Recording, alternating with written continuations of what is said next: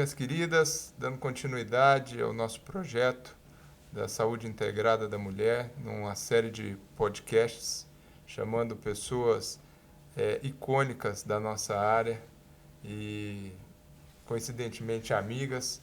Eu tenho o prazer de hoje estar aqui diante do professor Dr. Luiz Gustavo Oliveira Brito. Acho que o que ele tem de currículo é muito maior do que a idade que ele apresenta. Assim, poucos são tão grandes, tão precocemente como o meu xará Luiz. Ele é professor associado do Departamento de Obstetrícia e Ginecologia da Universidade Estadual de Campinas, a Unicamp. Já fez seu concurso de livre docência na Universidade Estadual de São Paulo, lá em Ribeirão Preto. Tem pós-doutorado em Harvard e hoje já é presidente da Associação Brasileira de Uroginecologia Assoalho Pélvico, que é a Uroginap aqui no Brasil. Meu querido xará, meu querido Luiz, prazer enorme você se deslocar de Campinas, ter a cumplicidade da Dani de permitir você estar aqui conosco.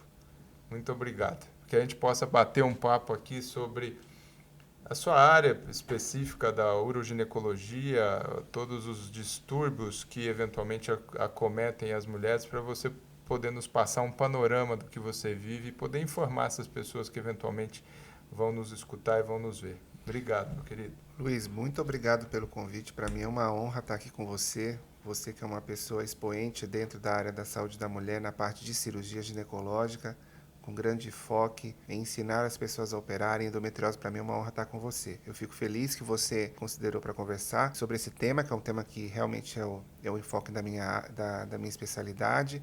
E fico feliz de estar conversando com suas ouvintes que estão aqui nos assistindo. Realmente essa área que é a uroginecologia é uma área que ela abrange realmente diagnosticar e tratar as mulheres que têm o que a gente chama de disfunção miccional. O que é isso? É tudo aquilo que a mulher tem na região aonde ela executa a parte de urinar, quando ela vai fazer o que a gente chama de micção, que é quando ela urina.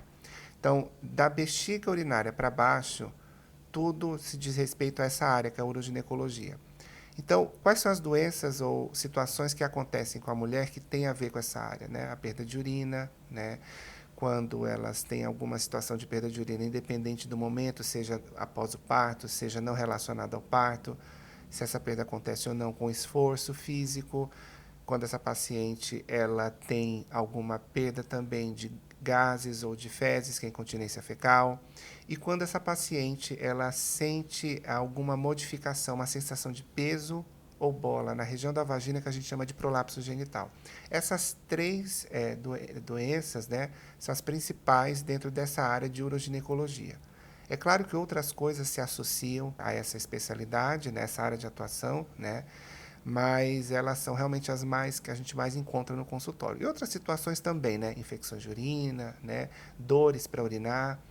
Eu acho que é muito interessante você pontuar tudo isso, Luiz, né? Porque assim, a gente não estamos falando de alguma entidade que vai colocar em risco a vida de alguém e muitas vezes é menosprezada, né? Hoje mesmo, assim, coincidentemente, eu atendi uma moça extremamente querida que ela está ali por volta dos seus 40 anos e já está mudando devagarzinho a sua vida por início de uma perda urinária. Então já deixou de praticar um esporte que ela sabia que desencadeava e ela não está vendo isso como uma grande alteração. Mas eu falei, se ele não tomar cuidado, eventualmente lá na frente ela... Uma coisa é deixar de praticar porque não gosta, outra coisa é deixar de praticar porque tem uma limitação que pode ser contornada.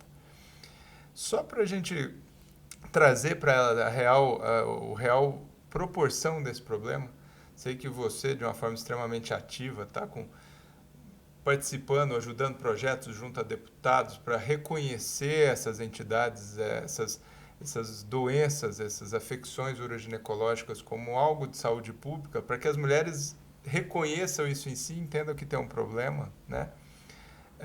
Falando da incontinência urinária especificamente, qual que é a real prevalência hoje?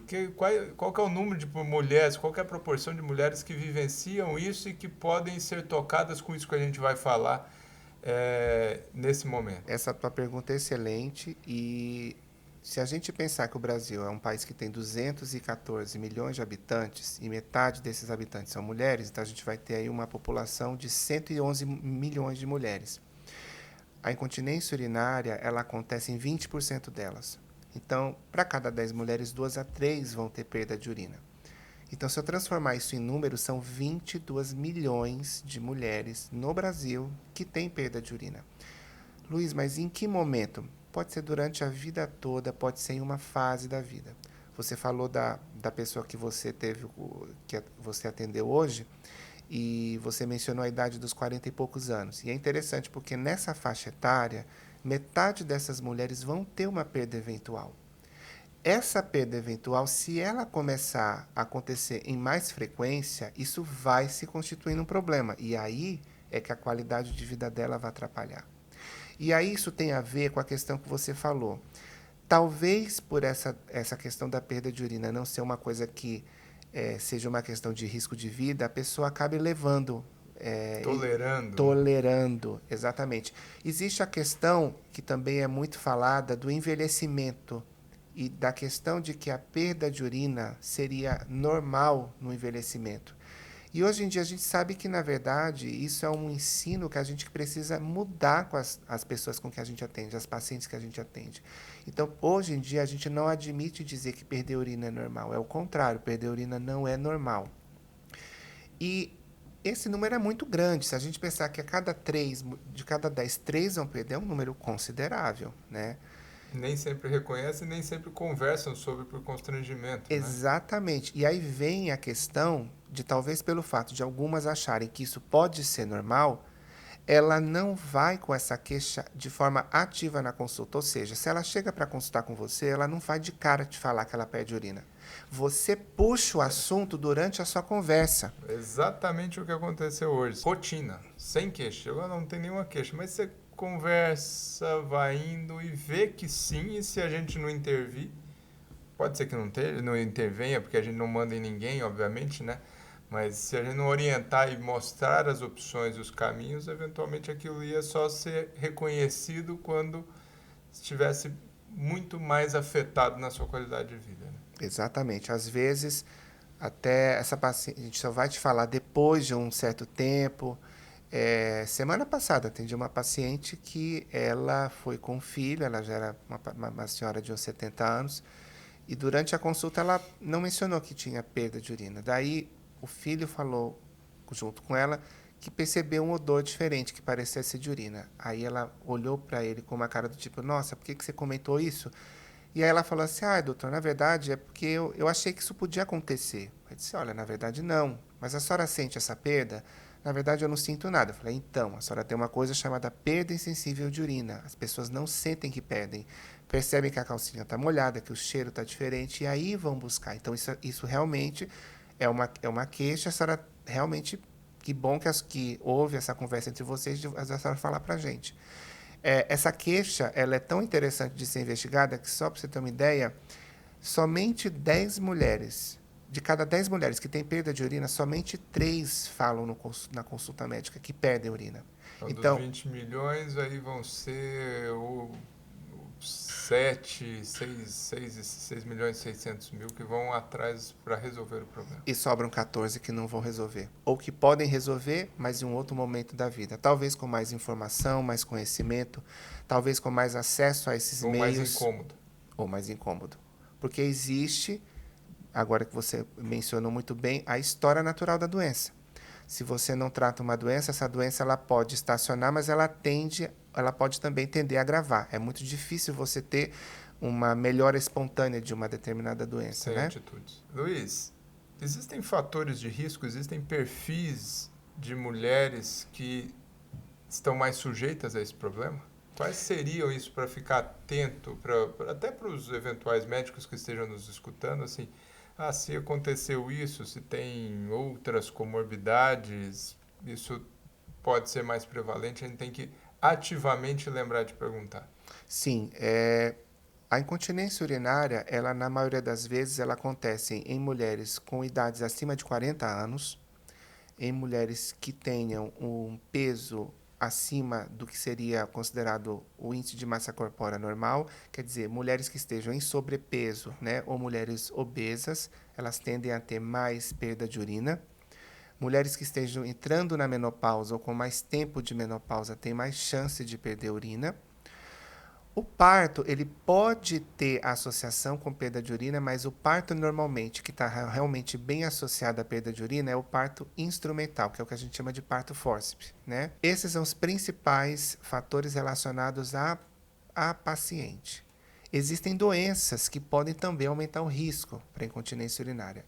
Quais seriam essas doenças? Qualquer doença que cause um aumento de pressão dentro da barriga, dentro do abdômen dessa mulher, podem associar. Então, por exemplo, uma mulher que tem uma doença que faz ela tossir muito, por exemplo, ela é fumante crônica, ela tem uma doença no pulmão que faz ela tossir de forma incansável, ela tem uma asma grave que ela não consegue controlar. Se ela tosse muito, se ela fica muito desconfortável, toda vez que ela tossir, ela aumenta a pressão dentro da barriga, essa pressão se transmite para a bexiga não dá conta e ela perde. Pacientes que têm constipação, a prisão no ventre, prisão de ventre, isso também faz o quê? Ela tenta evacuar, ela tenta defecar, não consegue, ela aumenta muito a pressão, ela perde urina. Então, qualquer doença que aumente a pressão dentro da barriga pode estar associado.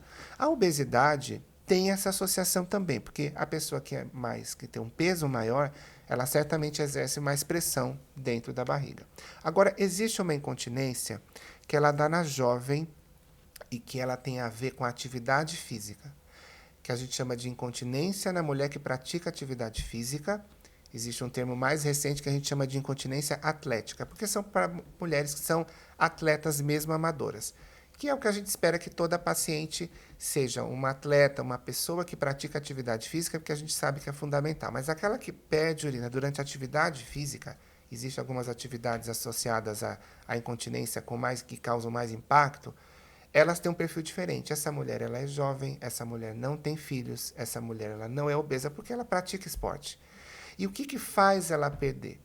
Ela perde urina porque ela pratica um exercício de alto impacto a ponto de aumentar muito essa pressão dentro da barriga e fazer com que ela perca urina.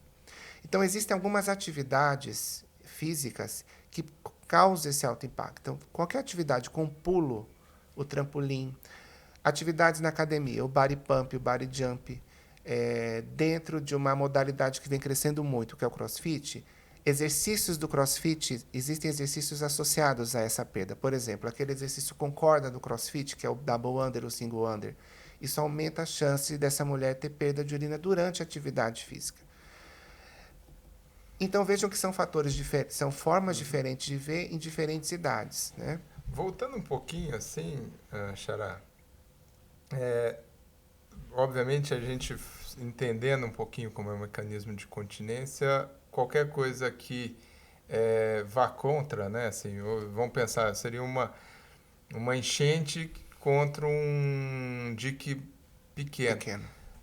Explica para elas um pouquinho como que é o mecanismo de continência. O que tem que ser sobreposto para aí sim perder a urina? Por que perde? O que bagunça ali para perder esse xixi? Existem várias coisas dentro do corpo da mulher que vão fazer o equilíbrio para que ela não perca essa urina. Então, ela precisa ter estruturas de anatomia dela que estejam íntegras, que vão ajudar nesse controle. Uma coisa que ela pode fazer, que pode inclusive ajudar nesse combate à perda de urina, é perceber que ela tem uma musculatura na região do assoalho pélvico dela, que a gente chama de períneo, que ela pode procurar uma fisioterapeuta para reforçar essa musculatura. Tem muitas mulheres que não conhecem a sua anatomia e quando elas vão procurar por perda de urina, durante o exame a gente percebe que essa musculatura está deficiente, está fraca. Então, o que a gente faz? A gente encaminha para a fisioterapia reabilitar essa musculatura. Então, o músculo forte ajuda nesse combate da perda de urina. Uma outra coisa é a questão do peso. O peso muito aumentado, ele aumenta a pressão dentro da barriga. Então, tentar diminuir essa pressão que acontece dentro da barriga para que aconteça o controle dessa perda de urina. E existem outros mecanismos que não se relacionam necessariamente com algo que ela possa fazer, mas que são associados à incontinência. Então, os ligamentos que controlam as vias de saída da urina, que é do canal do xixi, que é a uretra, esses ligamentos, às vezes, quando eles são muito móveis, muito defeituosos, eles também permitem com que essa uretra, que é o canal que leva a urina da bexiga para fora, se abra momentaneamente, ela tem essas perdas de urina. Então, isso é uma somatória, veja que não é uma coisa só. É o músculo que não está muito bem, às vezes ele está fraco. Existem até mulheres que o músculo está extremamente ao contrário, está forte, hipertônico. Aí a gente tem que relaxar, porque uma das maneiras que a mulher urina é por relaxamento dessa musculatura. Então ela mantém essa musculatura com uma contração adequada enquanto ela não está urinando, e quando ela vai urinar, ela relaxa. Então, então tudo isso a gente vai descobrir como? Conversando com a paciente e examinando. Perfeito. E quando que é necessário tratar isso? Quando que ela tem que pensar, poxa, agora eu tenho que procurar um tratamento, tem que ir atrás de um profissional para pelo menos fazer uma investigação ou uma orientação inicial? Essa pergunta é muito, muito boa e ela se relaciona à própria paciente, né? A gente não tem um número X de vezes que essa mulher pode dizer, nossa, eu perdi tantas vezes, ela precisa tratar. Não.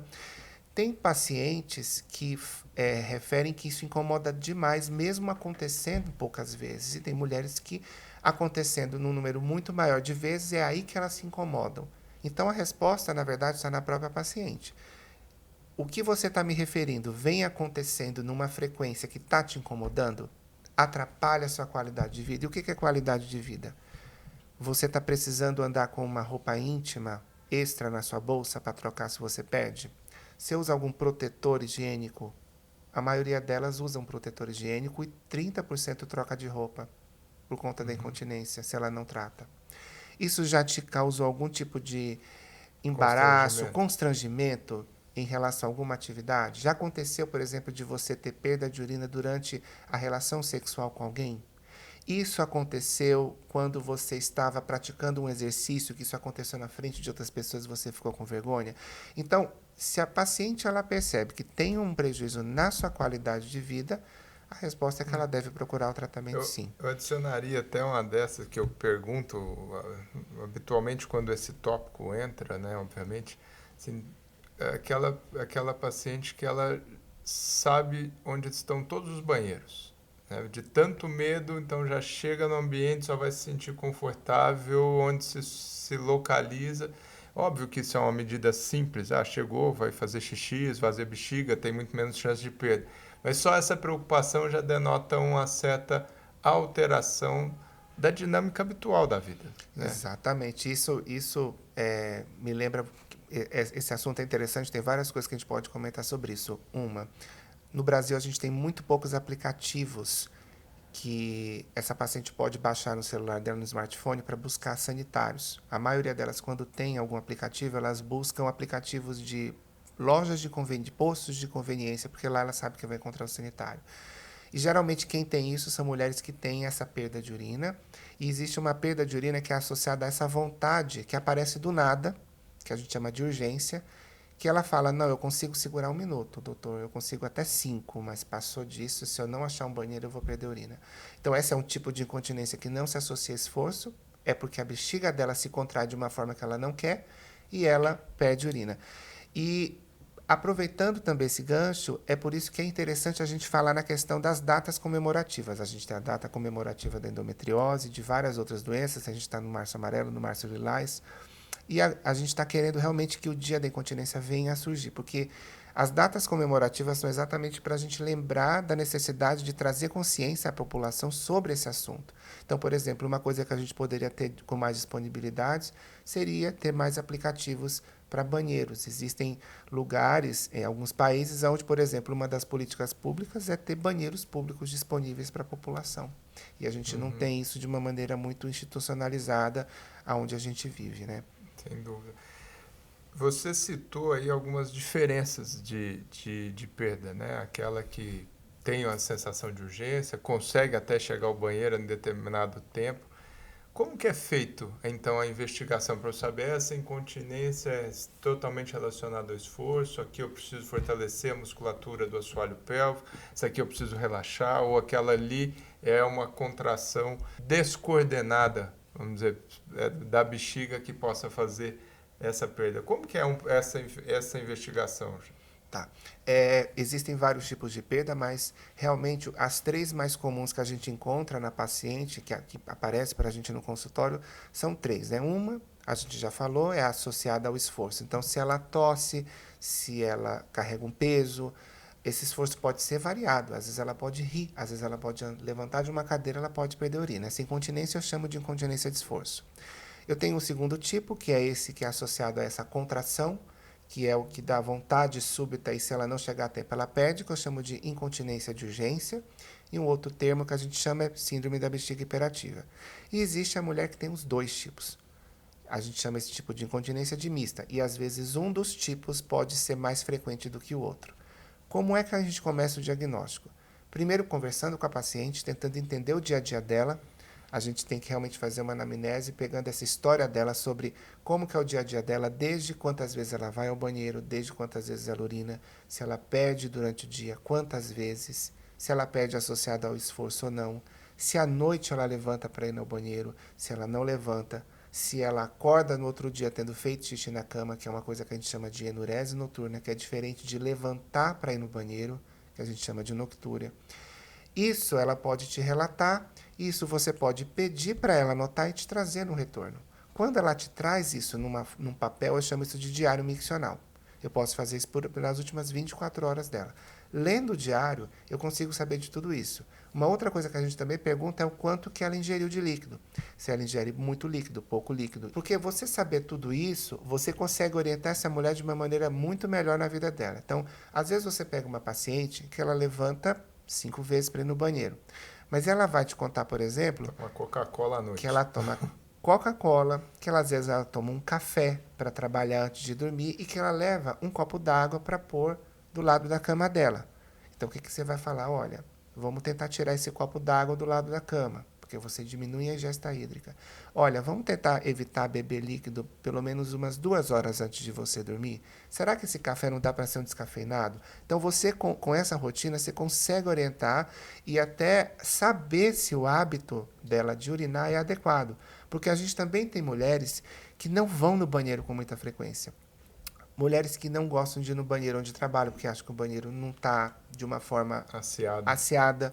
Tem mulheres que trabalham na rua, motoristas de Uber, mulheres que trabalham como vendedoras ambulantes, mulheres que trabalham de lugar em lugar que não tem um tempo para parar, elas ficam 4, 6, 8 horas. Então, o que acontece com a bexiga? Acumula muita urina, ela perde porque essa bexiga não tem a capacidade mais de armazenar. Eu chamo esse tipo de incontinência, de perda de urina, por transbordamento.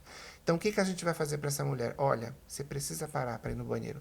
Nem que seja a cada 3 horas, a cada 2 horas. Reeducar a musculatura. Você reeduca esse hábito dela e você vai, aos poucos, fazendo com que ela entre nessa rotina. Uma coisa que ela sempre pergunta, mas mesmo se eu não sentir vontade? Mesmo se você não sentir vontade, porque isso vai te fazer prevenir futuras perdas de urina. Nessa investigação, muitas vezes a gente lança a mão aí do estudo urodinâmico, que quando ele vai falar desse estudo, explicar um pouquinho para o paciente, obviamente que tem uma rejeição enorme. Qual que é a real importância dele? Como que ele é feito? O que ele permite para que elas entendam? Qual que é a informação que ele nos passa para a gente orientar, eventualmente, determinados tipos de tratamento? Quando ele é imprescindível. O estudo urodinâmico ele é bem interessante para algumas situações, mas realmente ele não é obrigatório para todas as situações. Depois que eu fiz essa etapa da anamnese, eu vou examinar a paciente e se no exame físico ela perde urina durante o exame físico, eu vou realmente confirmar que quando ela fez o esforço ela perdeu, ela tem uma incontinência de esforço. Pode ser que ela não perca urina durante esse exame físico, isso ser um falso negativo. Nessas situações, se ela me fala que perde durante o esforço e eu não consigo comprovar isso no exame físico, a urodinâmica vai me ajudar. Por quê? Porque na urodinâmica eu vou encher essa bexiga dela com soro fisiológico e ela vai também fazer força para ver se ela perde urina. Então, ele tem uma indicação que é o quê? Confirmar aquilo que ela me fala. Porque eu preciso de um método, de uma maneira objetiva de confirmar aquilo que ela pede. Existem outras perdas de urina que a urodinâmica não é tão importante. Por exemplo, a perda de urina, quando dá essa vontade súbita, que a gente chama de bexiga hiperativa, eu posso aguardar e não pedir esse exame. Eu posso tratar ela com fisioterapia, orientações e medicamentos e não preciso pedir esse exame ainda. Outra situação que eu peço o exame urodinâmico, quando a mulher pede urina, mas ela também te fala que quando ela vai urinar, ela tem a sensação de que ela não esvazia essa bexiga. Então, essa mulher ela tem 2 tipos de sintoma. Ela tanto pede, quanto ela também tem dificuldade de esvaziar. E o exame urodinâmico, ele avalia o esvaziamento da urina dessa mulher. Então, essa seria uma outra indicação. Algumas mulheres podem ter que fazer o exame, principalmente algumas que têm plano de saúde, porque alguns planos de saúde solicitam o exame urodinâmico como uma maneira de objetivamente comprovar aquilo que elas estão dizendo, mesmo quando às vezes eu consigo confirmar no consultório. É um documento que fica também demonstrada essa perda, e ele tem um lado interessante que eventualmente você pode fazer comparações e repetir o exame, mas sem sombra de dúvida, eu não deixo de dizer que realmente ainda nós precisaremos de um exame melhor que o exame urodinâmico no sentido de desconforto, que realmente ele é um exame, ele é tão desconfortável? ele pode incomodar. Ele é um exame que essa paciente ela vai chegar para a gente de bexiga cheia, confortavelmente cheia, então a gente recomenda que ela beba 1 copo ou 2 copos de água meia hora antes do exame. A primeira fase ela vai urinar dentro de uma sala, ela pode ficar sozinha nesse momento, não há necessidade de nenhum auxiliar de enfermagem ou nem de nenhum profissional de saúde junto, e durante essa fase a gente registra o esvaziamento. A parte que pode incomodá-la é quando a gente introduz sondinhas, mesmo colocando o anestésico local, mas a gente vai passar a sonda por o canal do xixi, e isso pode incomodar. Algumas mulheres podem sair com uma queimação, com uma ardência depois de fazer o exame, porque manipulou o canal do xixi. Então, normalmente a gente explica que pode isso acontecer, porque é um exame, ela precisa consentir que tem interesse de fazer. Tendo esse interesse, a gente passa essa sondinha, uma sonda dessas vai medir a pressão dentro da bexiga, e isso não tem jeito da gente fazer com outra forma, no ultrassom não faz, outro jeito não faz. E a outra sonda vai fazer o quê? Jogar aquele soro que eu falei para distender a bexiga e ver se ela perde urina durante essa fase de encher a bexiga. Chegou no que a gente chama de capacidade máxima, ou seja, chegou naquilo que ela diz, não, a minha bexiga agora está cheia, seria o momento que eu iria no banheiro urinar, a gente para de infundir e essa paciente novamente urina, essas sondas ainda não se retiram para a gente ver como fica a pressão dentro da bexiga durante essa fase, e aí finaliza o procedimento. Coisas desconfortáveis além da sonda é a presença de uma pessoa dentro da sala. Isso a gente ainda não consegue deixar a paciente com total privacidade. A gente consegue deixar numa ressonância, numa tomografia, mas numa urodinâmica não. Então, realmente, a gente precisava ter uma evolução desse exame no sentido de causar menos desconforto para a paciente. Mas a chance desse exame causar algum tipo de efeito adverso é muito baixa. Ele é um exame que ele é relativamente não tão demorado. E, é claro, ele precisa ser bem indicado e não passado para todas as pacientes. E precisa fazer um exame de urina antes de fazer esse exame. Explica para elas por quê. Esse exame é importante porque quando a gente faz o exame de urina e detecta uma infecção, essa infecção às vezes ela não está sentindo nada. Eu chamo isso de bacteriúria sintomática. Como ela vai fazer um exame, é interessante que eu trate essa bactéria para que essa bactéria não seja carreada pela sonda para cima, para o rim, para outra parte. Então, eu trato isso e remarco o exame ou marco depois que eu tratar. E também, além disso, algumas mulheres, poucas mulheres, podem ter perda de urina disparada por infecção. Então, algumas mulheres que têm, principalmente aquelas mais jovens, que falam assim, não, eu estou perdendo urina tem 1, 2 semanas. Elas fazem o exame e elas veem que é infecção de urina, às vezes compensa você tratar a infecção e rever como ela vai ficar depois. Se passar, provavelmente era uma infecção. Se não passar, foi só uma infecção que apareceu no meio do caminho, tratei, vou continuar investigando a incontinência. Qual que é o tratamento mais comum para a incontinência urinária? É cirúrgico? É medicamentoso? É um melange, é uma mistura dos dois? É outras terapias alternativas? Qual que é o raciocínio de pensamento, Luiz? O tratamento da incontinência ele é dividido em vários tipos. Existem tratamentos que podem ser aplicados para qualquer tipo de incontinência. Existem tratamentos que são ditos os primeiros, os primários, que são os tratamentos geralmente que não são de cirurgia. E existem os tratamentos de cirurgia. Os melhores tratamentos para incontinência são, para incontinência que é relacionada à perda de urina, quando eu falo assim, melhor tratamento, o que causa cura na grande maioria das mulheres é a cirurgia. E a cirurgia que é mais feita para isso, a gente chama de sling. Sling significa alça. Eu coloco uma alça, ela forma um U, essa alça é uma fita que é colocada embaixo do canal do xixi da uretra para dar suporte nessa uretra. Quando eu falo da incontinência que se relaciona a essa vontade súbita de ir ao banheiro, o melhor tratamento para essa paciente é o medicamentoso. Eu posso também orientá-la para ir na fisioterapia. Às vezes a fisioterapia pode melhorar sozinho, mas eu, de forma rotineira, eu costumo associar ao medicamento. Dos medicamentos a gente tem dois tipos, um que chama anticolinérgico e o outro que chama beta-adrenérgico. Para aquela que tem os dois tipos, a mista, eu vejo qual é o pior tipo de incontinência e eu começo a tratar o pior tipo. Então, chegam pacientes para a gente com vários tipos de interesse de tratar. Tem pacientes que querem tratar e resolver logo e falam, eu quero o melhor tratamento para mim. Então, essas geralmente, além da físio, a gente indica a cirurgia. Tem pacientes que falam, eu não quero fazer cirurgia de jeito nenhum. Para essas, a gente indica a físio, vê como ela vai ficar e se teoricamente, ela tiver indicação cirúrgica e não melhorar, a gente oferece a cirurgia depois. A cirurgia não precisa ser a primeira opção para incontinência de esforço, mas ela certamente é a melhor opção, porque quando eu vou comparar físio e cirurgia, a cirurgia é melhor nesse ponto para incontinência de esforço.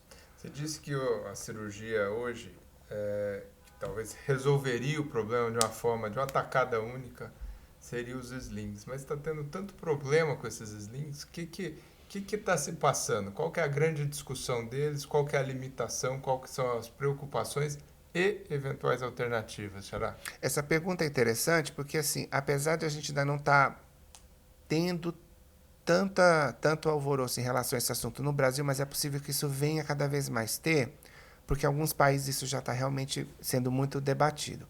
O sling é uma tela, é uma fita que é colocada embaixo desse canal e essa fita ela é produzida de forma industrial, do canal da uretral, do canal de xixi da uretra.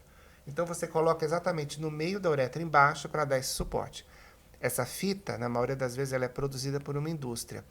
Essa fita ela já foi testada em vários trabalhos científicos e apesar dessa fita ser segura, você pode ter eventualmente efeitos relacionados à fita em menos de 5% das mulheres que fazem a cirurgia. Ou seja, de cada 100 mulheres que vão fazer a cirurgia, menos de 5 delas podem ter problemas relacionados a essa questão do uso dessa fita. Existem pacientes que têm mais risco de ter problemas com essa fita. Quem são? Mulheres que normalmente já apresentam algum tipo de dor no andar inferior do abdômen, que a gente chama de dor pélvica. Mulheres que têm algumas doenças que se relacionam à dor de forma geral, então fibromialgia.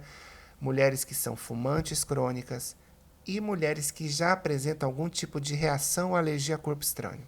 Então já fizeram uma prótese de quadril, já fizeram uma tela para uma hérnia na barriga, não deu certo, rejeitou, elas possivelmente vão ter esse problema com sling. Então, é interessante que a gente no consultório procure identificar esse perfil de mulher e para esse tipo, o sling talvez não seja indicado. Mas para a grande maioria, o sling, a princípio, vai ser uma boa opção. O que possivelmente aconteceu em muitos países é que algumas mulheres talvez não tivessem já um benefício já do sling nesse momento do atendimento delas e que acabaram tendo a indicação de realizar essa cirurgia quando elas poderiam ter feito outra coisa. Voltando um pouquinho atrás, quando a gente pensa no sling, é fundamental o estudo urodinâmico? Depende do caso. Se ela perde urina e eu vejo no exame físico que ela perde, ele é obrigatório? A resposta é não. Se eu tenho que fazer essa cirurgia e o convênio me solicita esse exame, mesmo que eu tenha realizado um exame físico que me mostrou, eu solicito. Na paciente que apresenta sintomas que não são claros de perda de urina, como a gente conversou, o exame é interessante ser realizado. Pacientes que têm perda de urina e que têm sintomas de dificuldade de esvaziamento, pacientes que não se comprova com exame físico, pacientes cujos sintomas urinários estejam associados a outros sintomas, por exemplo, sintomas neurológicos, mas o exame urodinâmico ele é interessante como documento porque ele realmente comprova que essa paciente tem a perda de urina, mas ele não é obrigatório. Agora, se eu operei uma paciente e ela, depois de alguns anos, ela volta a ter perda de urina, eu preciso pedir um exame de urodinâmica. Por quê? Porque essa paciente já teve uma cirurgia. A anatomia dela mudou. Então, eu preciso de um exame que realmente me diga como que está essa anatomia. O exame urodinâmico ele é muito interessante em situações onde eu não consigo fechar o diagnóstico ou quando há dúvida. Então, chega uma mulher, por exemplo, que ela te fala, eu perco urina quando eu tenho vontade súbita, que é a bexiga hiperativa.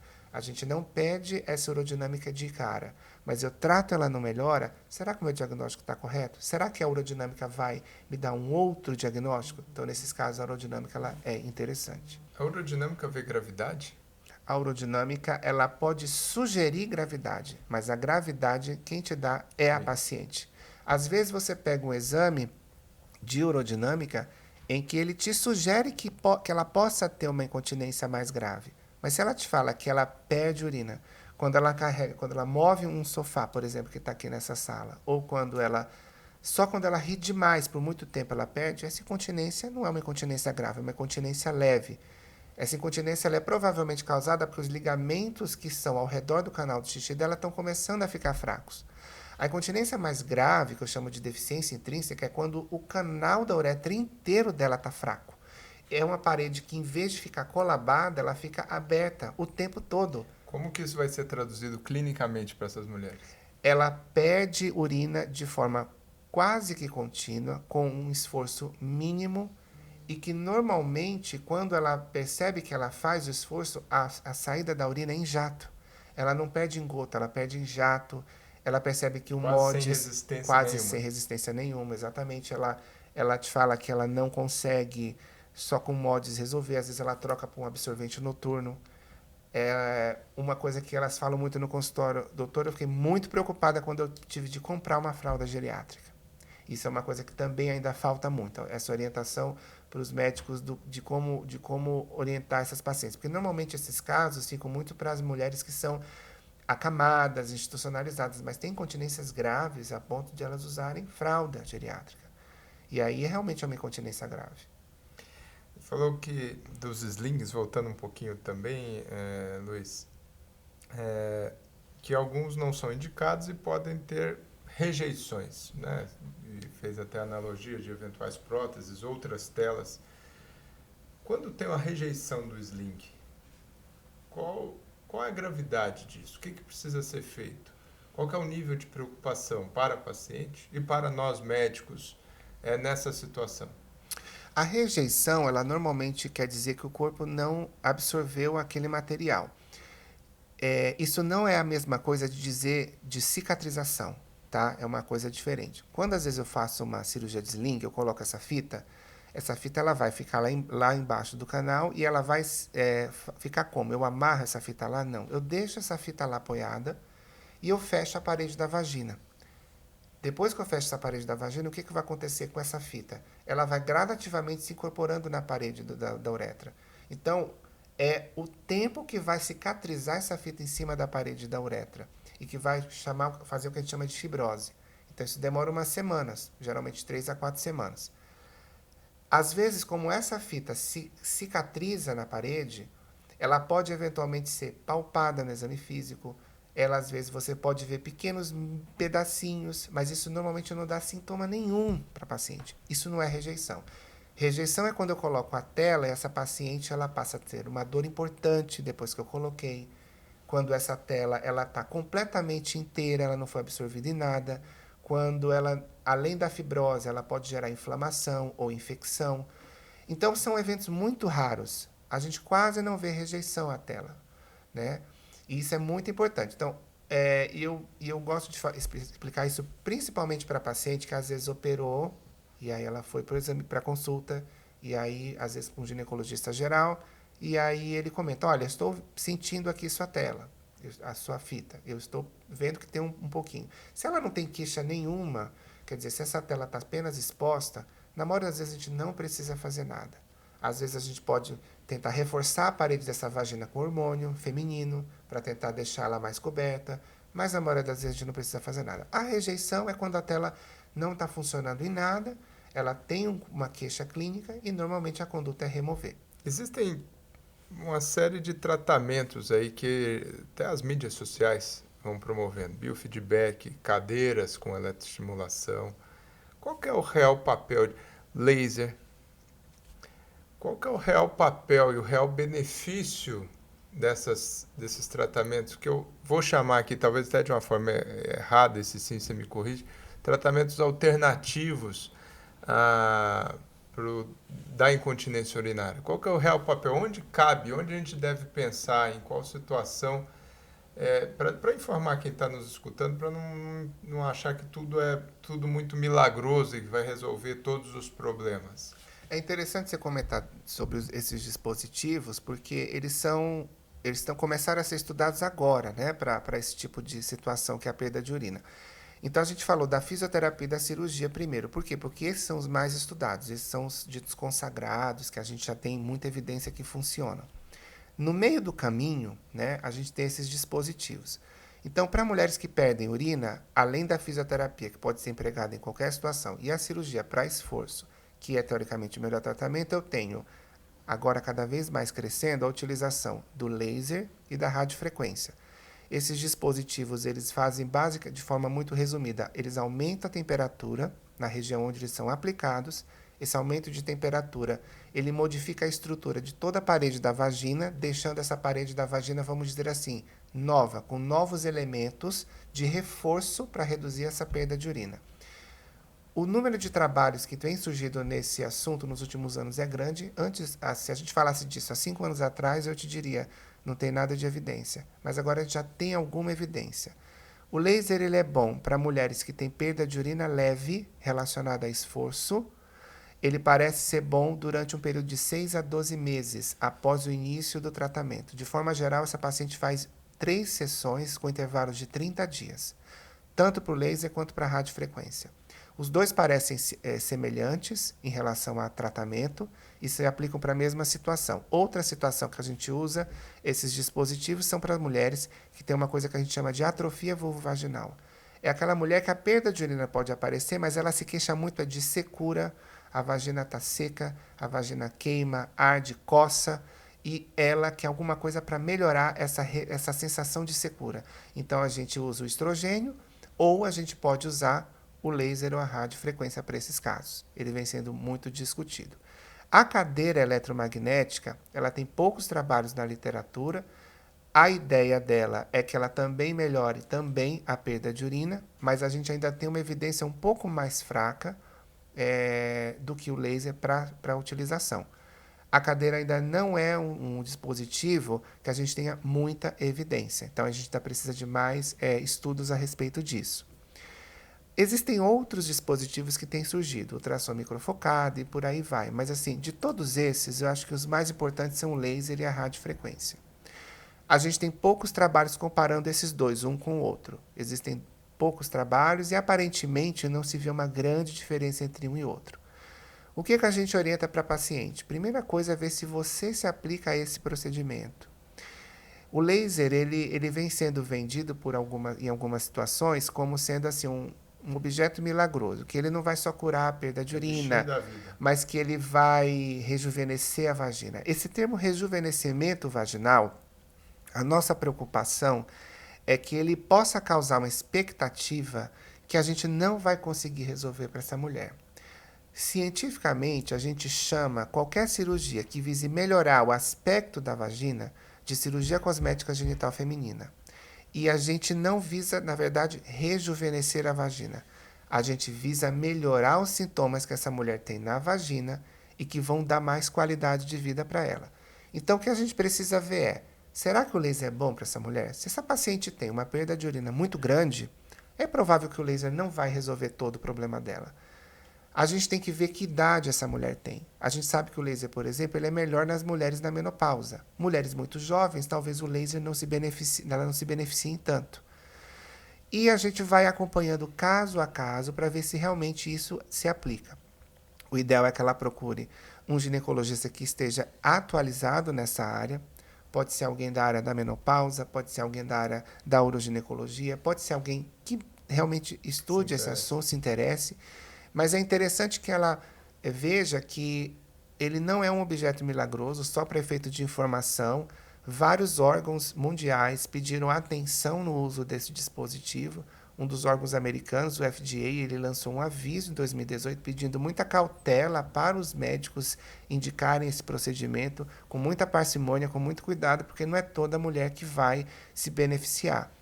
Voltando à história das telas. Talvez o que aconteceu com as telas em 2010 para incontinência urinária, do sling, poderia estar acontecendo com laser se esse warning não tivesse sido avisado.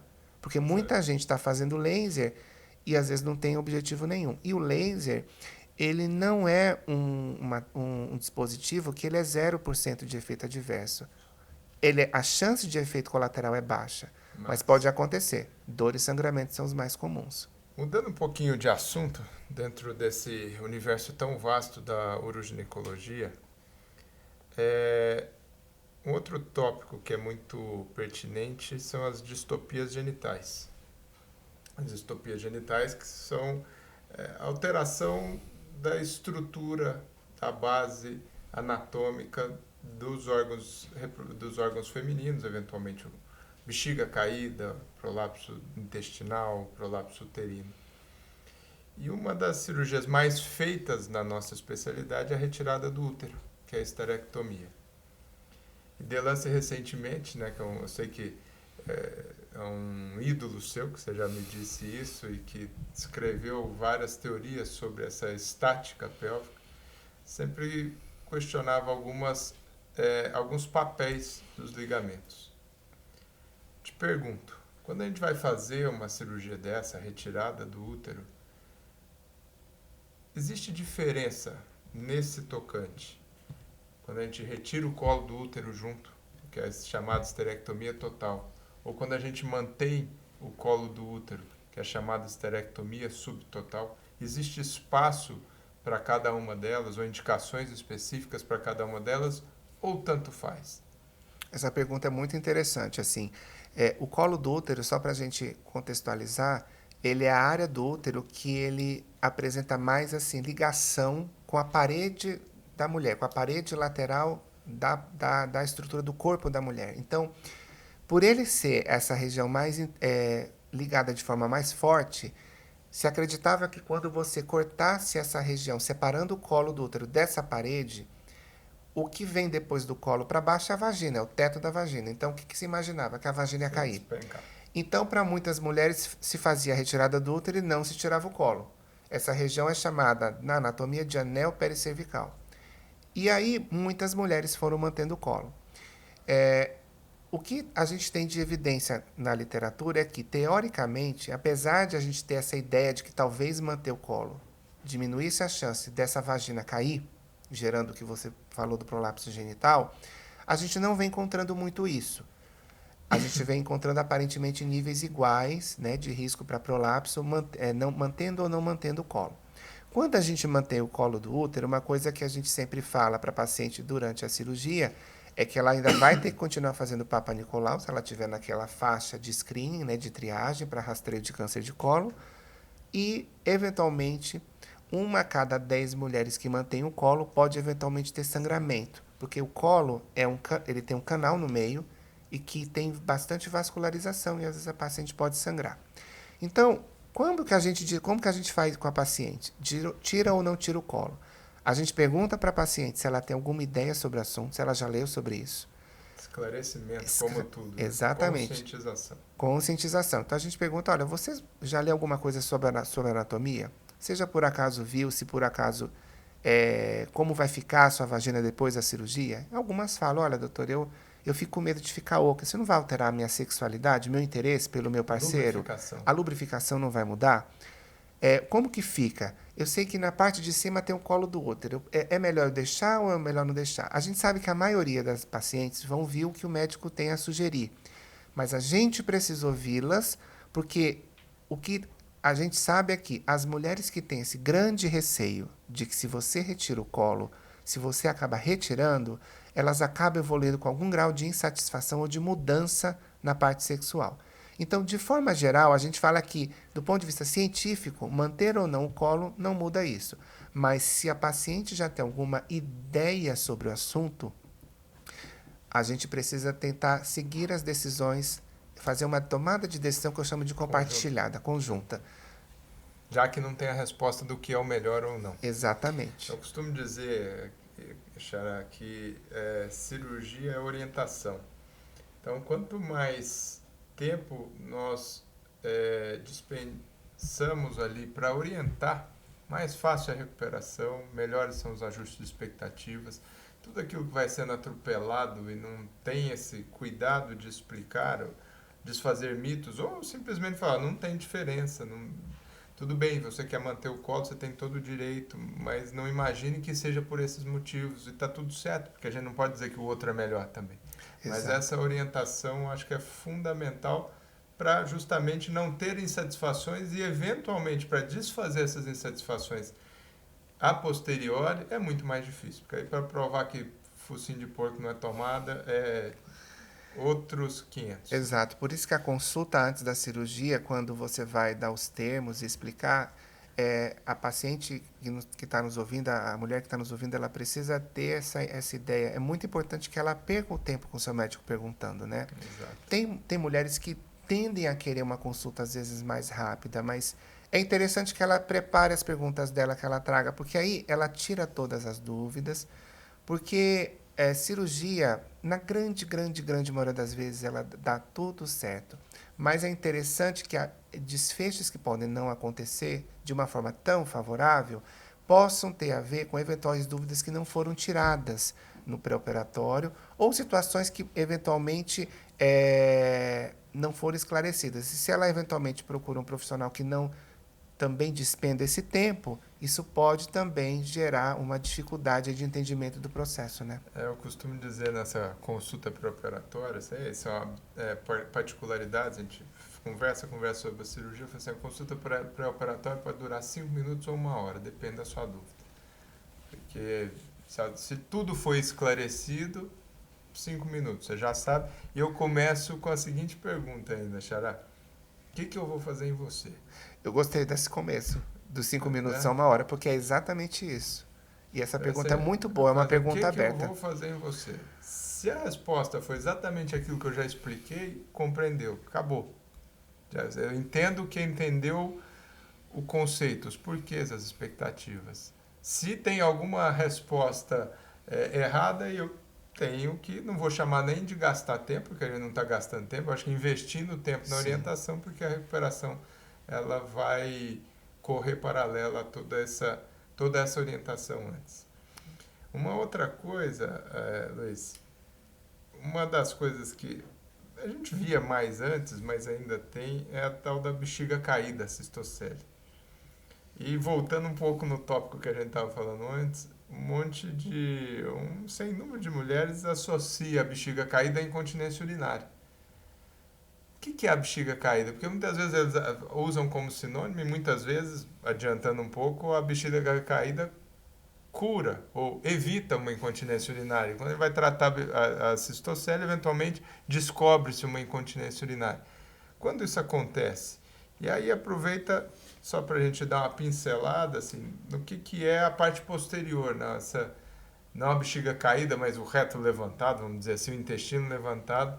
O que isso pode causar? O que seriam fatores de risco e preventivos de situações como essa? É interessante as diferenças anatômicas, né, para a gente explicar isso. Então, a mulher, diferente do homem, ela tem um canal, né, abaixo do escroto do homem não tem nada, é uma ráfia mediana, é tudo fechado. A mulher ela tem um canal, que é a vagina, e a vagina, ela é realmente um objeto de comunicação com os outros órgãos ali da mulher. Então, em cima da vagina a gente tem a bexiga, embaixo da vagina a gente tem o reto, o canal retal, o intestino.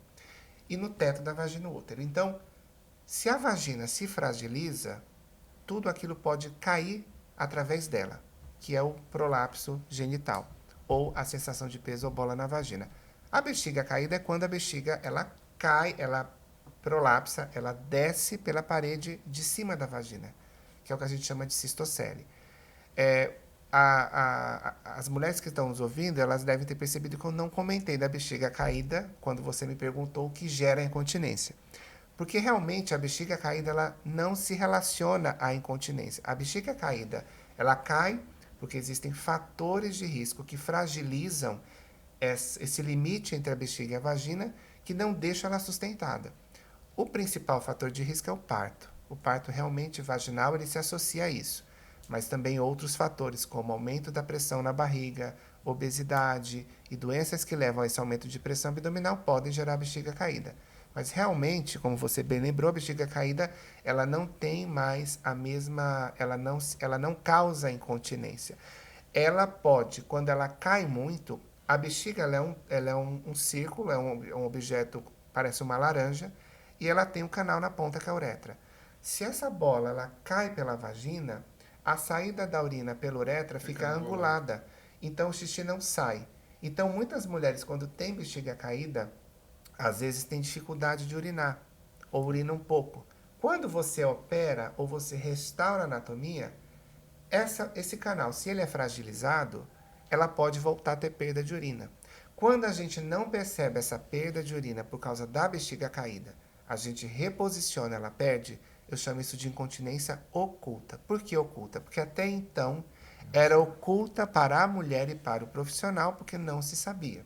Então, uma das coisas que a gente inclusive faz é pedir para ela fazer o exame de esforço com todas as vísceras, com todos os órgãos na posição habitual, mesmo que ela tenha esse prolapso, essa cistocele, para ver se ela tem perda de urina. Isso pode acontecer também no prolapso uterino. Também, exatamente, né? Pode acontecer no prolapso uterino, isso pode acontecer quando o reto, que é a divisória da vagina na parte de baixo, ele está muito para cima, que é a retocele, eu também posso, eventualmente, ter dificuldade de fazer cocô, de evacuar. Essa paciente ela não consegue, porque uma parte dessas fezes vai se localizar nesse abaulamento que sai pela parede da vagina. Né? Esse aneurisma, exatamente. Então, tudo isso faz parte do prolapso. Então, eu posso ter a queda da bexiga de forma isolada, eu posso ter a queda do útero de forma isolada, eu posso ter a queda, o abaulamento do reto de forma isolada, eu posso ter tudo ao mesmo tempo.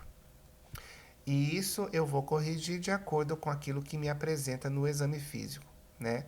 E normalmente essa paciente, ela tem a queixa. Se isso está começando a aparecer, isso é uma outra pergunta que às vezes aparece em consultório. Às vezes a paciente teve um parto que foi muito laborioso, muito exaustivo. Ela vem para o exame e às vezes você vê uma bexiga levemente caída, uma leve cistocele. Ela não sente nada e ela pergunta, precisa operar? A resposta é não. Essa paciente, a gente espera que a anatomia dela ela vá se encarregando. É interessante que uma fisioterapia possa ser aplicada para ajudar ela a ver, para a gente até ver se essa musculatura dela está boa, mas se ela não tem queixa, a gente não precisa operar. Você falou do parto laborioso, e lá atrás tinha dito até como fator de risco o parto normal instrumental como fator de risco para incontinência urinária. Outros fatores do parto podem levar a complicações uroginecológicas? Podem. De forma geral, o parto, independente de ser fórceps ou não, o vaginal, ele é um fator realmente muito forte para o prolapso genital. Quanto mais partos, mais risco de prolapso. Para a incontinência, o parto vaginal, às vezes, ele pode estar associado ou não. A gente só fala que realmente o parto instrumental, como eu falei, está associado à incontinência. Parto vaginal ou trabalho de parto? Para a incontinência? Ou para o prolapso? Para o prolapso, trabalho de parto e parto vaginal associados. Para a incontinência, parto instrumental. Dependendo do ano, os estudos não mostram uma clareza se o parto vaginal não instrumental está associado à incontinência. Então, muitas vezes a paciente chega no seu consultório e fala assim, escuta, doutor, será que é melhor ter uma cesárea para evitar ter uma incontinência? E a resposta que a gente fala é, a princípio, não dá para indicar uma cesárea de cara para isso. A cesárea pode ser indicada por outros motivos, até pela sua própria autonomia, mas não necessariamente para isso. Para o prolapso, já existe trabalhos realmente mostrando que o parto vaginal aumenta o risco. Mas é aquela história. Tem esse número? Esse número é um número... cabalístico? É um número baixo do ponto de vista absoluto. E também é aquela história. Eu não tenho como prever que aquela mulher vai ter prolapso. Então é muito difícil dizer assim, eu vou te fazer uma cesárea para evitar um prolapso e saber que realmente você vai ter um prolapso. Você vai ter esse benefício desta cesárea. Agora, é claro que existem partos e existem partos. E aí você me perguntou, qual é o parto que aumenta o risco de eu ter um prolapso? Então, só para você ter uma ideia, quando o bebê ele passa, e eu não quero aterrorizar ninguém que queira ter parto, mas eu vou falar aquilo que acontece na anatomia. Mas quando um bebê passa pelo canal de parto, existe Canal de parto é dilatação total, já em conjunção com o canal vaginal, não é só Isso. para... O bebê, quando ele nasce, quando ele vai nascer, primeiro ele vai sair do útero dilatando o colo, e depois que ele dilata o colo completamente, ele já está na vagina, prestes a sair. Esse caminho que ele dilata o colo, ele vai saindo pela vagina, a vagina ela é envolvida por um músculo em forma de U, que a gente chama de levantador do ânus. Então ele abraça o bebê quando ele vai passando. À medida que o bebê vai passando, ele vai esticando aquela região. E o músculo também vai distendendo. Então, existem trabalhos de ressonância que fizeram em mulheres que quando o bebê passa ali, ele distende o músculo em 255%. Luiz, mas isso é muito. Tá, isso é muito, mas se ela tiver uma musculatura preparada, isso não é um problema. Mas o que vai ser um problema? Se esse bebê ficar muitas horas nesse canal de parto, se o bebê for muito grande, se a bacia dessa mulher for menor, porque o músculo é levado por um nervo, que eu chamo de pudendo. E se eu estico esse músculo demais, o músculo entra em fadiga, ele cansa. E se ele cansa, ele para de se contrair, ele afrouxa. E como ele é um músculo que dá a sustentação da pelve da mulher, isso pode me gerar uma incontinência depois. Isso pode me gerar um prolapso depois. Então, o ideal é, se o parto dessa mulher acontece de uma forma tranquila, não demorada, com um bebê que não seja super grande, com uma bacia adequada e que vai evoluindo dentro de um partograma habitual, teoricamente essa mulher não tem risco maior de evoluir com algum problema. Mas se esse bebê é muito grande, ele é um parto extremamente rápido ou extremamente demorado. Que nem sempre é previsível. Que nem sempre é previsível. Então é o que eu falo, é o imprevisível dos dois lados. Né? Você pode ter a evolução para um problema. E uma coisa que a gente sempre orienta os colegas, que principalmente que fazem pré-natal, quanto à questão de risco de problemas em uroginecologia decorrentes do parto, uma das coisas que a gente sempre fala, não é nem tanto na incontinência, mas na questão de quando o bebê sai pela vagina, ele pode promover rasgos, né, nessa transição entre a vagina e o ânus, que a gente chama de trauma perineal. E isso é muito pouco falado no pré-natal. Quase metade das mulheres vão ter algum tipo de rasgo ou trauma, de lacerações. Mas essas lacerações não dão problema nenhum para elas no futuro. São superficiais. São superficiais. Musculatura superficial. Exato. Mas vai ter um percentual, é assim, de cada 10 mulheres, 4 não vão ter nada, 4 vão ter uma laceração que não vai dar problema para ela, uma pode ser que tenha uma laceração mais grave. E essa uma que pode dar problema no futuro. Então, no sentido de ter queixa. Incontinência urinária, incontinência fecal. Então, o que você precisa fazer? Olha, a chance de você ter uma laceração existe, ela é 40%, mas não vai te dar nada. Mas existe um risco pequeno de ter uma lesão mais grave, mais severa, que pode ter uma repercussão. Existem coisas que você pode orientar para essa mulher no período do pré-natal para evitar isso? Existe. Você pode ou você orientar ou encaminhar para uma fisio-orientar massagem perineal, que é quando a paciente vai fazer uma pressão no canal da vagina na parte de baixo por 2 a 3 minutos por dia, começando aí com umas 34, 35 semanas, que daria aí uns 8 meses de gravidez até o bebê nascer. E durante o trabalho de parto, ela pode usar compressa na região da vulva, enquanto o bebê não sai, para deixar aquela área mais dilatada para o bebê sair e causar menos risco de laceração. Tema pujante. E a episiotomia? Evita isso? Tema muito discutido. Qual que é o racional teórico da episiotomia? Por que está se falando tanto da episiotomia? É impossível não tocar nesse assunto e não falar de episiotomia, porque episiotomia daria aí mais um podcast. Mas, de forma resumida, bom, primeiro ponto é assim, a episiotomia hoje cada vez menos é feita e é assim que a gente deve seguir. A episiotomia, quando foi criada, foi na tentativa de alargar esse canal de parto quando o bebê sai pela vulva. E orientar um pouquinho o local da laceração para evitar uma laceração mais grave em direção ao canal retal, exatamente. Basicamente, o que é episiotomia? Consiste num corte de 3 a 4 centímetros depois que você fez uma anestesia local E claro, depois que você conversou com essa paciente, que iria fazer esse método e que ela já havia consentido antes, no período do pré-natal, que isso poderia ser uma possibilidade, concordou, e que isso foi discutido com ela até no seu próprio plano de parto. O objetivo é exatamente fazer o quê? Ao alargar esse canal para a região lateral direita, onde você faz esse corte, você aumenta essa área onde o bebê vai passar, para evitar que o bebê, quando passe, abra uma área não desejada, de cima para baixo, em direção no canal anal. Imprevisível. Porque uma coisa que a gente não consegue prever é, chegou uma paciente no meu plantão, ou uma paciente minha entrou em trabalho de parto, eu não consigo olhar para ela e dizer, você tem um risco aumentado de ter trauma perineal. Existem os fatores de risco, mas eles não são predizíveis, ou seja, eu não consigo olhar para a mulher e dizer, você tem uma chance muito alta, com você que vai acontecer.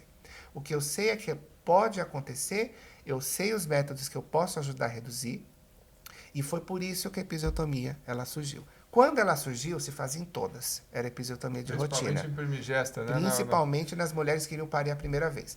Hoje em dia se sabe que não se deve fazer isso. Então, ainda no mundo tem países que fazem episio de rotina e até alguns lugares aqui no Brasil se faz.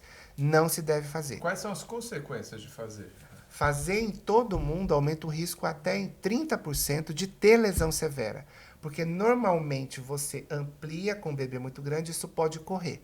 Então, a episio ela é seletiva. Você deve cada vez menos fazer em casos muito selecionados. Qual é a discussão aí? A discussão da história do episio é que as sociedades científicas, elas indicam fazer cada vez menos. O ideal é que você faça em menos de 10% das mulheres. Em que situações?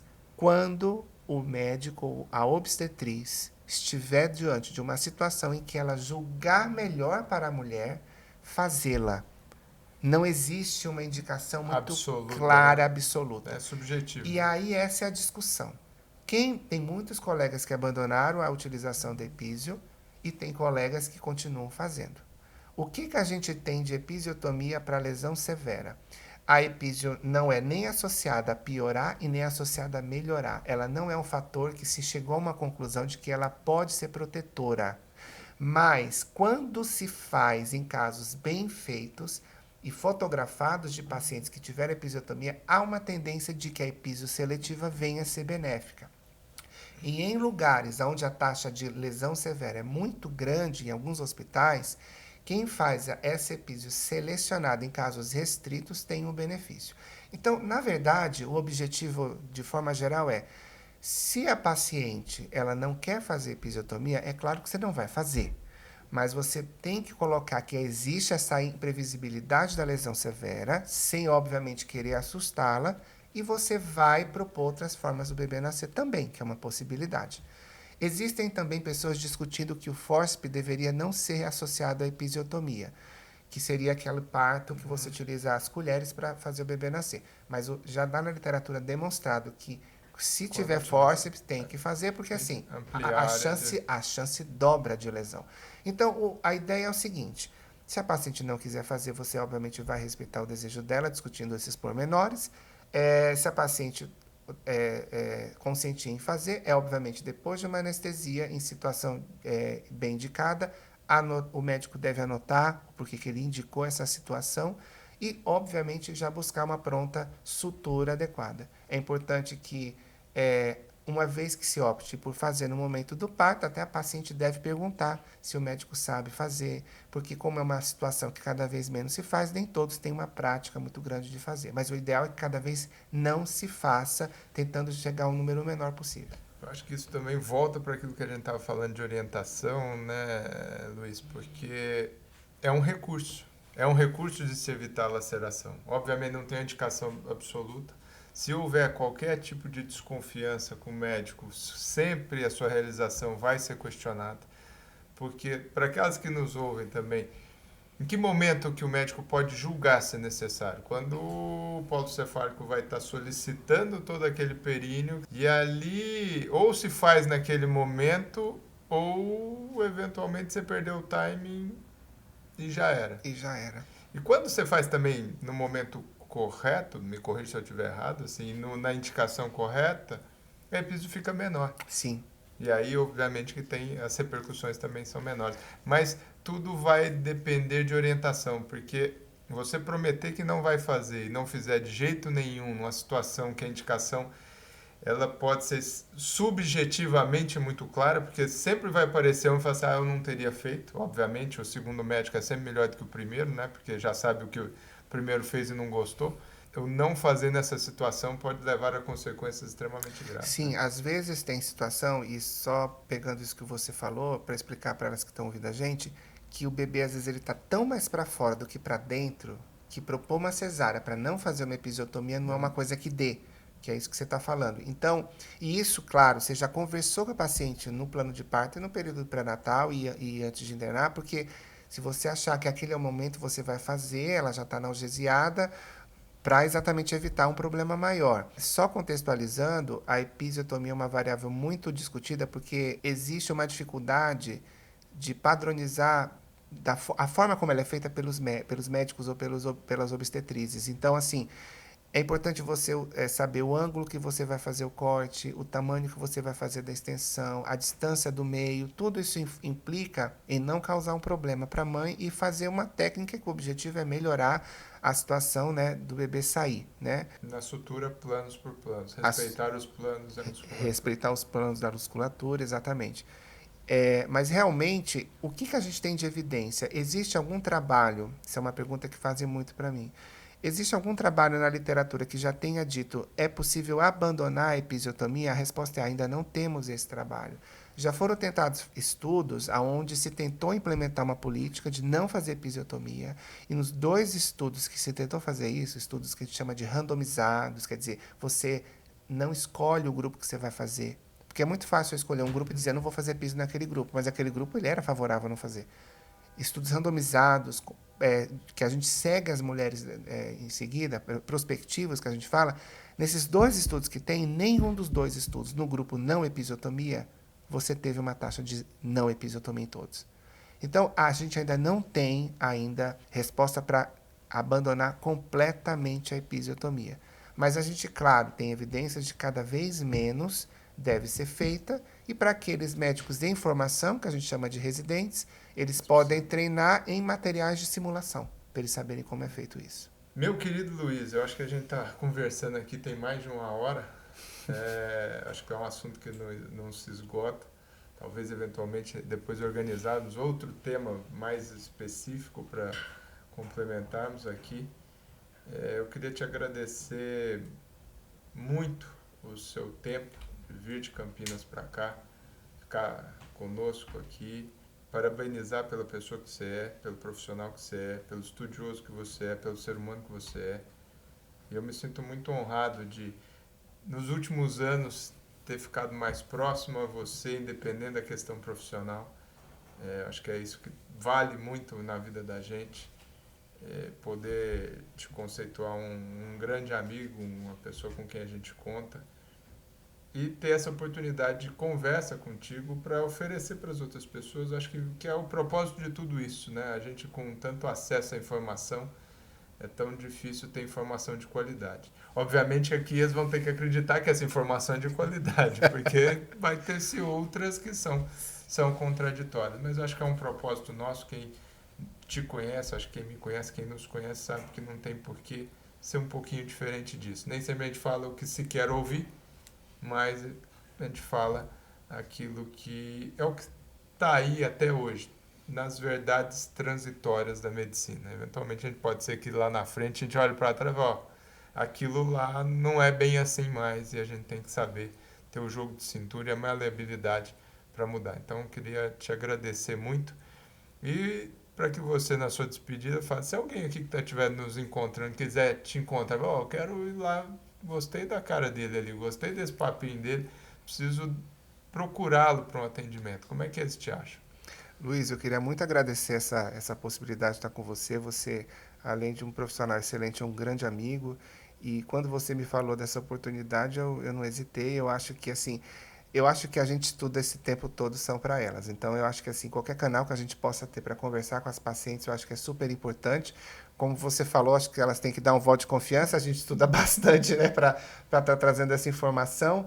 E eu acho que assim, é para elas que a gente faz isso, e eu acho que assim, quanto mais a gente divulgar, enquanto professor, você também tem atividade acadêmica, a gente tem essa atividade, a gente presta serviço à comunidade. Então, eu acho que isso é uma maneira de prestar o nosso trabalho. É, eu tenho ficado todos os dias, com exceção da terça-feira, em Campinas, mais em atividades acadêmicas, mas na terça eu fico em São Paulo. Eu faço uma atividade de consultoria aqui no Hospital Beneficência Portuguesa, pela manhã, e à tarde também eu faço atividade ambulatorial. Então, eu fico à disposição para quem tiver, esse interesse de tiver uma procura, uma dúvida, né, ou um atendimento nessa área de uroginecologia e de disfunção pélvica. Nas redes sociais, quem tiver interesse de me seguir, eu tenho uma página no Instagram que chama LGOBritoMD. É uma página que eu tento colocar bastante conteúdo, uma vez por semana, à medida que o tempo vai possibilitando, tanto de trabalhos que a gente realiza dentro da universidade, quanto de trabalhos interessantes e assuntos que a gente percebam que estão saindo na mídia e que a gente precisa dar uma visão científica e atualizada dos fatos. Então, tanto a página do Dr. Luiz Flávio quanto a minha, eu acho que são páginas muito interessantes de serem seguidas. Muito obrigado, meu querido. Eu que agradeço.